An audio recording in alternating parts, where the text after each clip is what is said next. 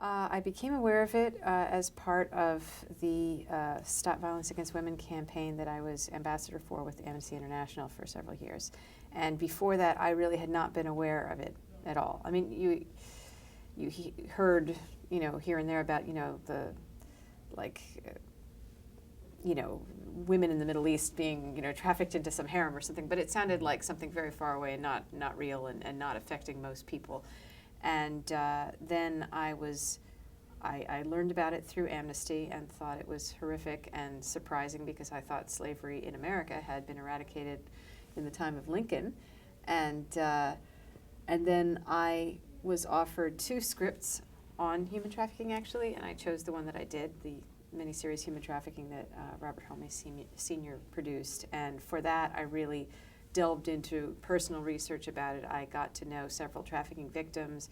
I interviewed immigrations and customs enforcement agents who are the ones, who deal with that crime specifically in our country, and that's who I was portraying. And lobbied Washington on it and just became more and more involved. And then the UN asked me to become an ambassador for it, and they had an induction ceremony last March, I believe. And it was a great, great honor and a very daunting challenge because it is such a huge issue. But I feel very passionate about it because I think the idea that human beings around the world are still being enslaved to the tune of 27 million people a year, it's staggering. And the fact that the victim data really only numbers 24,000 people in all of the countries. So we only know about 24,000 of the people who are suffering this fate out of 27 million people who are just slipping right by beneath our noses, suffering sometimes a fate worse than death. Well, actually, sometimes trafficking occurs within a country and people are moved from one region to the other. So it doesn't actually have to cross borders in order to be trafficking. I know trafficking sounds like, drug trafficking, arms trafficking, human trafficking, and you think it's always involving a border crossing, but it doesn't have to, although it does often. Basically, traffickers prey on the poorest of the poor. They prey on people who have little or no economic opportunity of their own, starving families, and it depends on the situation in the country you're in, but they'll come at the families with promises of a better life for the entire family if one member of the family takes this job out of town, be it overseas or 900 miles away. And they usually lie to them about what the person will be doing or tell them they're going to be well remunerated for their work. Obviously they're not telling people, yes, we're going to take your daughter and have her work in a brothel, although I would assume in some areas it's kind of understood what's going to happen, but the family literally feels that they have no choice. Lose one daughter and feed a family, or lose everyone to starvation. And then there are all kinds of networks of smuggling people around, but a lot of times you actually have people go voluntarily, and with just the traffickers use false documents. Because they think they're going to get a great job somewhere. So they're not being dragged in the back of the bus bound. And it's once they reach their destination where they realize very quickly that the work promised is not the work that they're going to do. And it's obviously not just sexual slavery, although that does comprise a good 3/4 of the statistic. 3/4 of trafficking is women and girls being sold sexually. But there's an awful lot of other kinds of conscripted labor, and coercion is always used. Force, fear, beatings, rape, the threats to the safety of their families at home, and that's a huge one because once the trafficked person realizes that they're alone in their new circumstance, they have no money, they have no local identity, they have no network, and then the trafficker lays in that not only if you try and escape, first of all, the authorities will throw you in jail because you'll be considered the criminal, not us. You have no papers, you're going to be the one who suffers, but we'll also kill your family. We'll drown your mother, we'll stab your little brother, you'll kill your child. The only thing that these people have to live for is the preservation of the ones they love, and in a sick way they become part of their own undoing because they feel that they are living altruistically for their families, and that that's the way they can contribute. And literally, you know, in interviewing a trafficking victim, she said, I felt that I had nothing I could give as a human being on this earth. I had nothing left. The only thing I could do was keep my brother alive. So I endured, you know, and I didn't run away, and I allowed this person to use me in every possible way and abuse me. So it's very, very sad.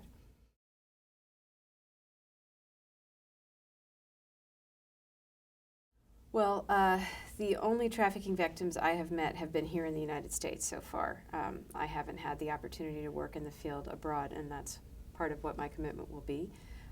But the women that I have met here, and I've only met women, I have not met men or boys, but I have to say I've never seen people who have suffered so much, except if you speak to like an elderly victim of the Holocaust. I mean, I have never seen someone who looked so destroyed and yet hopeful, you know. But one of them was sold to a man when she was 16, and she didn't know that she was being sold to a man. She had come to visit family in the U.S., and she was looking for a job and told that she could work in his house as a maid. And then he turned out to be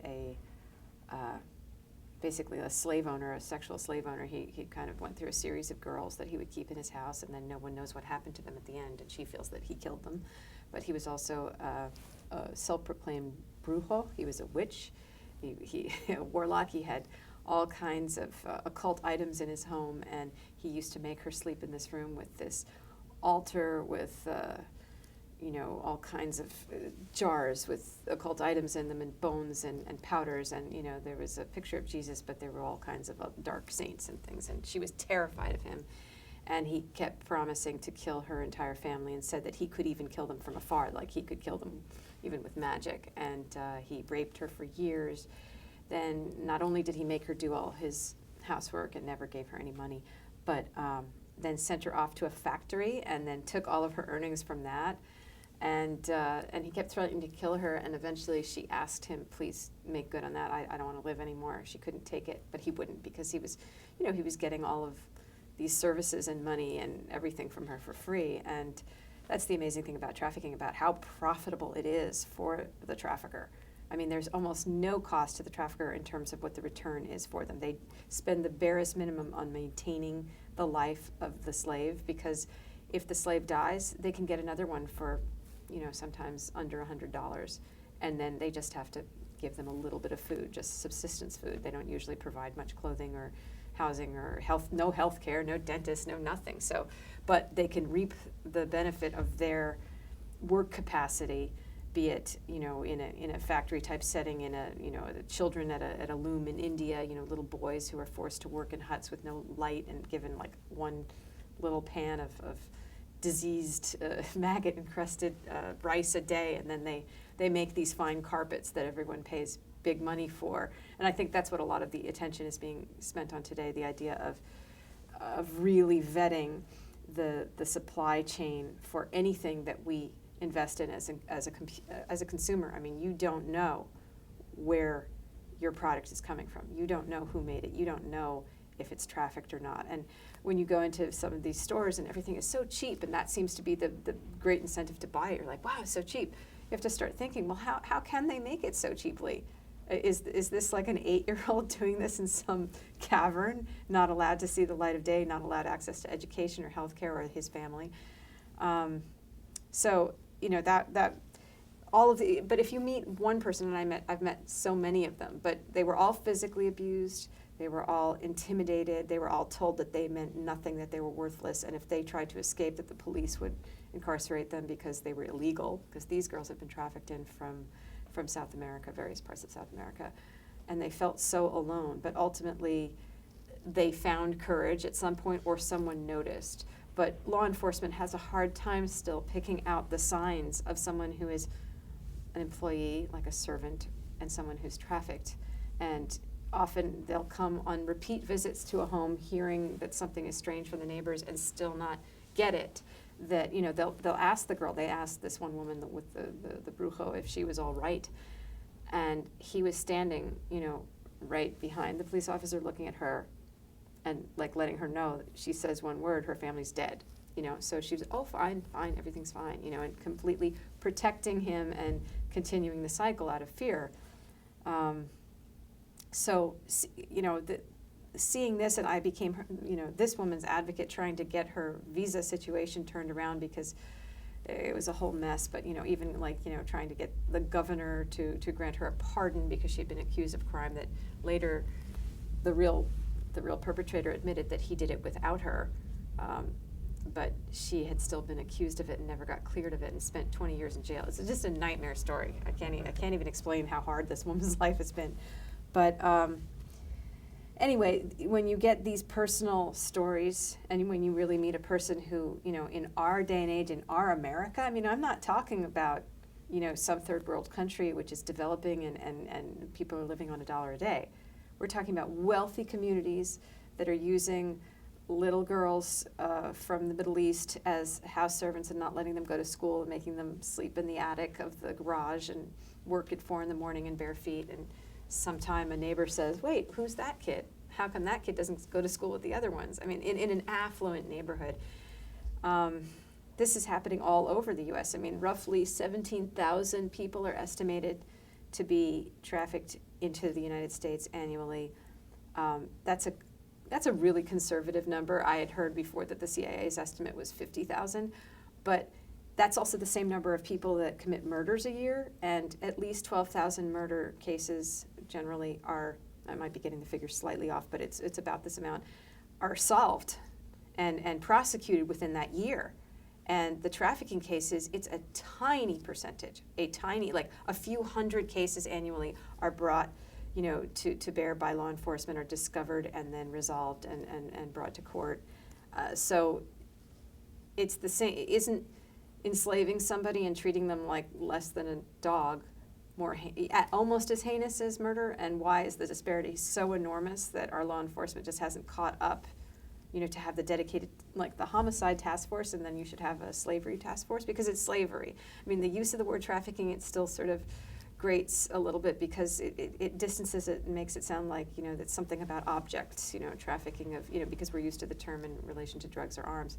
And it's slavery. It's just, slavery's not gone. It's still happening. But the other thing about America, crazy thing about America is we have a huge child prostitution and pornography situation here, and all of that is trafficking because no underage pornography or prostitution is not trafficking. It all is. Because it's forced labor, the child is below the age of consent. Even if they say, oh yeah, I wanted to be doing this, well, they ran away from home and they were caught up in some snare, and nobody wants what that is. And America produces 50% of the world output of child porn. That's gigantic. So the numbers are misleading because we can say, 17,000 people a year. Well, that's a lot of people. No, we're talking like millions of kids who are bouncing around from state to state being used on internet porn, used as prostitutes. It's just disgusting. And as a mother, that kind of thing just sickens me to the core. Absolutely. And moving on now to rehabilitation. How do you work with some of these people? And I know that's something that you want to be doing. So yeah, I've been able to do a little bit of work with a group called CAST in California, Coalition to Abolish Slavery and Trafficking, and rehabilitation is a long, involved process and involves many different things. First of all, you have to provide safe haven for trafficking victims from their traffickers. Because the traffickers will seek them out and try and reabsorb them and punish them, and they also don't want to be caught, so they want to take their witnesses away, and they've lost a valuable, workforce in that person who they got, for free and basically reap the benefits all the time. Especially sexual trafficking is so profitable because you can sell a person's services again and again and again all day long and never pay the person anything. And then when you don't want that person anymore, you sell them to another trafficker for a rather high price, compared to the initial price that you bought them from, their country of origin or, the kid on the street in America. Because they're already in the country safely. And yeah. But so it's just pure profit, basically. So you have to keep them safe. And I know that several of the trafficking victims I spoke to, they had to keep moving because the traffickers would find them and start threatening them and threaten their families. And they'd go back to their country of origin and go to their villages and look for them and start trying to bribe relatives to tell them where they were. I mean, they're relentless. And the punishments, are just not as stiff as they should be. But so that's one thing, just providing safe haven. And then you have to provide, health services. I mean, a lot of these women are multiple rape victims or beating victims or malnutrition victims. Then there's the psychological scars, and that's a whole new field. Like, there is not a real consensus on how to rehabilitate a person who's been a slave for X number of years, and that really has got to be something that is really explored and then brought to bear as a standard of care for anyone who is saved from slavery. And then there's job training and education and helping find placement for them, so that they can have gainful employment and start a real, literal new life. And I've seen these women are so grateful and so strong when they give themselves the skills that they didn't even have before. A lot of these women were illiterate. A lot of them had no job skills or no, secondary education. And when they go through these rehab programs, through the help of an NGO such as CAST, their lives really can turn around, and they're like the bravest people. And they will go out there and talk about their experience, and they will help educate the FBI and the CIA and local police forces, and you're just like, wow, these women are taking their lives in their hands every time they appear publicly, actually, because they're always a target. But so what we're doing, my commitment today, along with the UN Office on Drugs and Crime, is called Empowering Girls by Design. And the idea is to go to, we're starting in source countries. We're going to, because in Africa and Asia, trafficking is a huge, huge problem, far greater than here even. I mean, it's just gigantic because there's so much poverty. And we're going to, do sort of seedling programs in Uganda and India as our first year. And it may blossom out from this and become a really big thing. But right now we're starting small because I think that's the best way to learn how to do it right and really have an effect. Even helping one person is important, so we're trying to have the maximum efficacy, even if it's a small scale to start with. Basically, we're taking trafficked girls. I think it's going to be about 50-50 trafficked girls or girls who are at high risk for being trafficked. We're going to sort of pinpoint them and locate them, working in concert with local NGOs that the UN already has a relationship with in those cities. And basically give them vocational skills in the fashion industry so they can learn the latest sewing techniques, beading, creating housewares, linens, drapes, clothing, and get them so they are as self-sufficient as possible. Some of them, they might be so traumatized by their life experience that, it's basically just giving them the skills to survive with this new skill. Some of them may have great aptitude for it and be real artists, and they'll be developed to the fullest extent that we can. Some of them may also have great financial sensibilities, and what we're going to try and do is also teach them how to form microfinance unions and self-help organizations where they empower themselves and other women like themselves to start little tiny companies that give them a great means of livelihood and become like a model for other people to see that, hey, well, we could do that too instead of selling our daughter out, to these people who say they've got a good job for her 800 miles away, and then we never hear from them again. So it's pretty exciting. I mean, I think it'll have to be multi-pronged. I think we'll have to have, trained psychiatrists working with people on the ground who are very locally sensitive to the norms and cultures that we're dealing with. We're going to have to try and enlist all the support we can from the local government and the local police forces and everything. But this is not, we're not freeing people, we're finding people that are already post or pre-slavery and basically provide, as they were saying today in the plenary, I don't know if you caught part of that, but they were talking about how jobs are so important that basically you can give services as much as possible, you can help this and that, but ultimately people need to be able to support themselves, otherwise they're going to slip right back into the cycle of poverty. So we're giving these girls a real way to move their lives forward. And it's interesting, I was thinking about it, at first I was like, well, this is interesting, this idea of doing something in the fashion industry, which is also so kind of, sometimes you can think of it as so superficial because it's just like, it's pure form. It's pure beauty or, just commercialism, it's a product. But at the same time, my grandfather came to this country as a child and ended up working in garment factories as a teenager and became a very successful designer within his company, and they called it Magic Hands, and he raised 3 unbelievably successful sons, given that he, had an 8th grade education, got off the boat when he was 4, had no, his mother died, 8 sisters, and the fashion business was what gave him the life that we all now appreciate. I mean, his, one son was a chief of psychiatry at a hospital for 20 years, another son is a successful businessman, the other son, my dad, an actor. Like, it's a great stepping stone. So I was like, okay, well, it worked for us, and it gave him a great sense of pride, and I think it'll give them a sense of pride going from being trafficked and having no skills and no identity to being the master of their own or the mistress of their own businesses. Yes. Well, child soldiers are trafficked too. Right. I mean, it's another form of forced labor, and it's a different end of the spectrum because they're also forced to do horrendous things to other people. They've been made to become professional killers at the tender age of 10 or 8 or 12, and so that's another kind of rehabilitation, perhaps. Right. But yes, lessons could certainly be learned from that end of the spectrum of trafficking. Mm-hmm.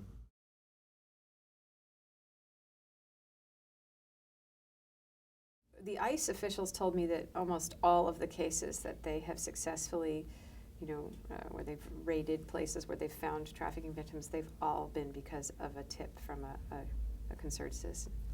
That someone says, hey, something's not right next door. And that's a huge way that a person can help. And there are trafficking hotlines all over that people can call and just report, hey, I think something's not right, in that building, or that business seems strange to me, or this person seems constantly unhappy and under watched by someone else. Can you check it out? And that's how they break the cases, because the traffickers are excellent at keeping it hidden. They keep their workers so intimidated, and they move them around, so they're not in any place for too long, and then they're out of town. And that it's also, a lot of migrant farm workers are trafficked. So that's another area where people can look right out their front door and say, is this kosher? Is this a real paid wage thing, or is this a kind of indebted slave labor? And prostitution and child prostitution, and the fact that no child prostitute is illegal.